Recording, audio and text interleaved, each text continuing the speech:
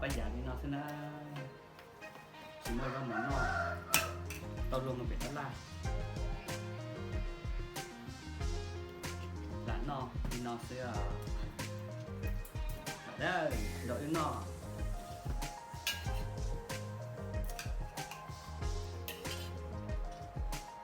ชิเช่โอเค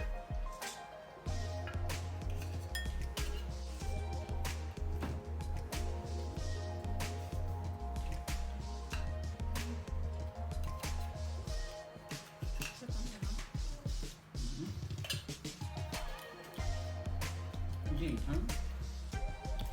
ซอสค่ะ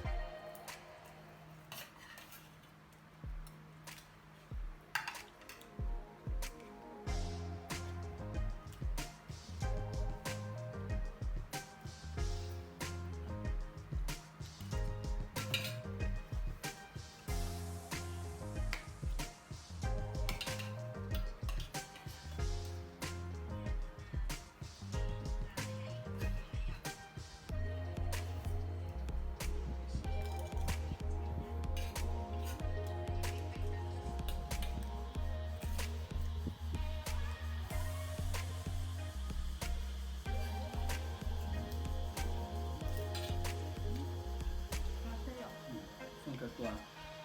ยอดชิ้นเนี่ยคือมันมีสเต็กเพิ่มตรงลงตลาดเลยตลาดเรามันเยอะอยู่บนโต๊ะเรานอนกินนอนตายเลยมันมีสเต็กตรงลงตลาดเลย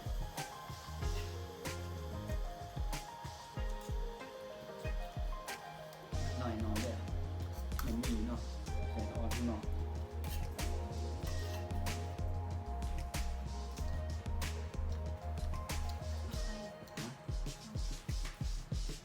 ไม่ใช่จริงๆเราเป็นเพื่อนเรานี่ก็ชีเอาหมูหน้าจริงๆใกล้เราแล้วก็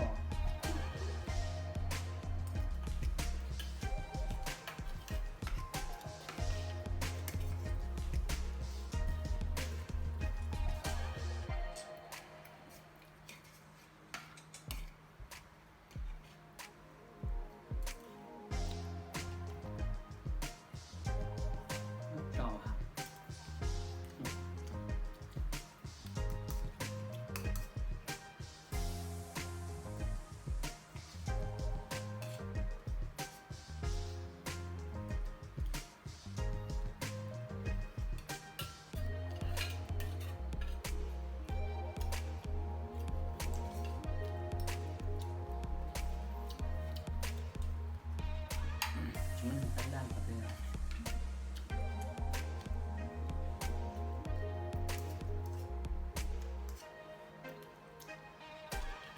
โอ้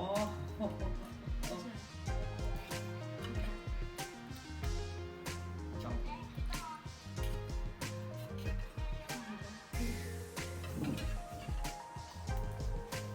การเด็กนอนครับคือนอนครับเด็กน้องเด็กนอนตาโอ้ซีอิ๊วเจ้าไหม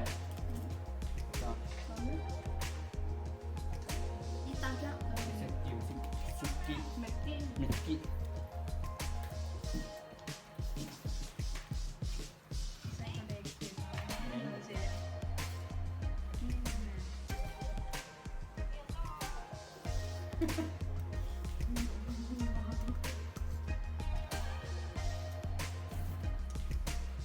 แล้วก็ตอนเด็กก็ให้อ่ะ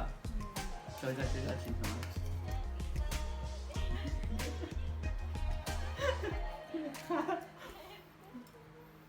จันชัย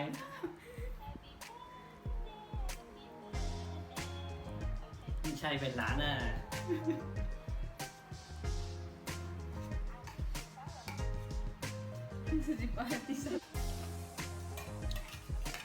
มันอดเนี่ยเด็กจะไปยน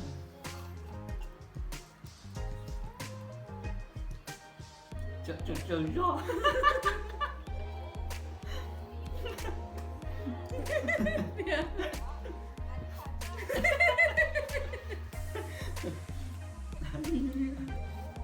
就热啊，那ตัวที่อยากเจอเรา ส่วนหนึ่งของอธิษฐานเนี่ย ที่บ้านที่ถามเลยอ่ะที่ถามเป็นยังไงช่วยเราช่วยเรา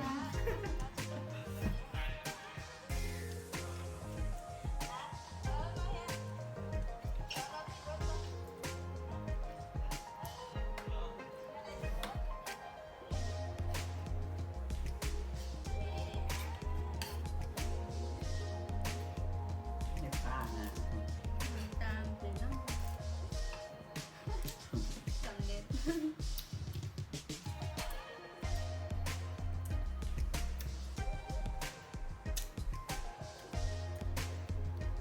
เหรอ แต่ลองแต่ก็จะคงได้ เรื่องยิดชัว หมอตา